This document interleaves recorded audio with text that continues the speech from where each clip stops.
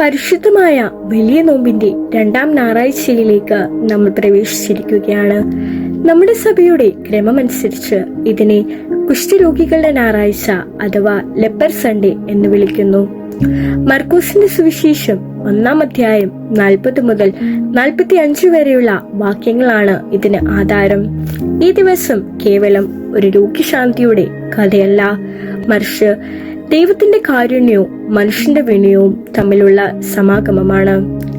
അക്കാലത്തെ യഹൂദ നിയമമനുസരിച്ച് ഒരു കുഷ്ഠരോഗി പാളയത്തിന് പുറത്തായിരിക്കണം. അവൻ അശുദ്ധനാണ്. ആരെങ്കിലും അവനെ തൊട്ടാൽ അവരും അശുദ്ധരാകും. എന്നാൽ ഇവിടെ നാം കാണുന്നത് അത്ഭുതകരമായ ഒരു മാറ്റമാണ്.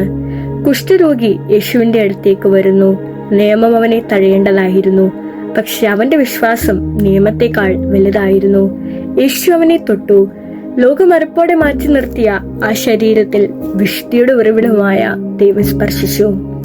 ഇവിടെ അശുദ്ധി യേശുവിലേക്ക് പടർന്നില്ല, മറിച്ച് യേശുവിന്റെ വിശുദ്ധി ആ രോഗിയിലേക്ക് പടരുകയാണ് ചെയ്തത്. നമ്മുടെ ജീവിതത്തിലെ ഏതു വലിയ പാപത്തെയും കഴുകി വെളുപ്പിക്കുവാൻ ദൈവത്തിന്റെ ഒരു സ്പർശനം മതിയെന്നാണ് നമ്മളെ ഇത് പഠിപ്പിക്കുന്നത്.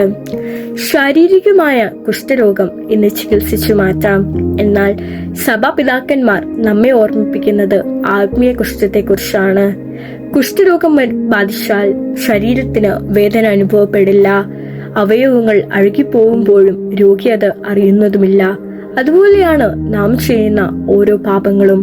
നമ്മൾ മറ്റുള്ളവരെ കുറ്റപ്പെടുത്തുമ്പോഴും സഭയിലെ കൂട്ടായ്മയിൽ നിന്ന് മാറി നിൽക്കുമ്പോഴും ഹൃദയത്തിൽ വിദ്വേഷം സൂക്ഷിക്കുമ്പോഴും നമ്മുടെ ആത്മാവ് അഴുകി പോവുകയാണ്. വേദന അറിയാത്ത ഈ ആത്മീയ അവസ്ഥയാണ് ശാരീരിക രോഗത്തെക്കാൾ ഭയങ്കരം. ആ രോഗിയുടെ അപേക്ഷ ശ്രദ്ധിച്ചു കേൾക്കുക. കർത്താവെ, നിനക്ക് മനസ്സുണ്ടെങ്കിൽ എന്നെ ശുദ്ധനാക്കാം. അവൻ കർത്താവിനെ നിർബന്ധിക്കുന്നില്ല, മറിച്ച് ദൈവഹിതത്തിന് കീഴടങ്ങുകയാണ് ചെയ്യുന്നത്. നമ്മുടെ പ്രാർത്ഥനകളും ഇത്തരത്തിൽ ദൈവഹിതത്തിന് മുൻഗണന നൽകുന്നതാവണം. എന്റെ ഇഷ്ടമല്ല നിന്റെ ഇഷ്ടമെന്ന് പറയുവാൻ നമുക്ക് സാധിക്കണം.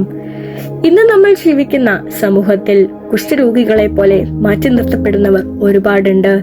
അവഗണിക്കപ്പെടുന്ന വൃദ്ധർ, മാനസിക വെല്ലുവിളി നേരിടുന്നവർ, സാമ്പത്തികമായി തകർന്നവർ. ക്രിസ്തുവിന്റെ അനുഗാമികളായ നമ്മൾ ഇവരെ തൊടുവാൻ തയ്യാറാണോ? അവരെ ചേർത്ത് പിടിക്കുവാനും അവർക്കായി പ്രാർത്ഥിക്കുവാനും നമുക്ക് സാധിക്കാറുണ്ടോ?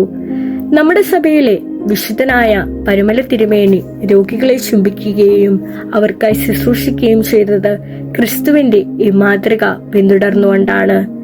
പ്രിയപ്പെട്ടവരെ, ഈ വലിയ നോമ്പുകാലം നമ്മുടെ ഉള്ളിലെ അശുദ്ധികളെ കഴുകിക്കളയുവാൻ ഉള്ളതാണ്. കർത്താവിന്റെ മുൻപിൽ ആ രോഗിയെ പോലെ നമുക്കും മുട്ടുകുത്താം.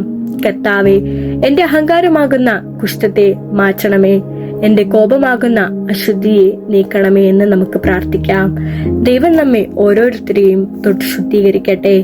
കുരിശിലെ സ്നേഹത്താൽ ലോകത്തെ മുഴുവൻ വീണ്ടെടുത്ത തമ്പുരാൻ നമ്മുടെ നോമ്പ് അനുഷ്ഠാനങ്ങളെ കൈക്കൊള്ളട്ടെ എന്ന് പ്രാർത്ഥിച്ചുകൊണ്ട് നിർത്തുന്നു. ആമീൻ.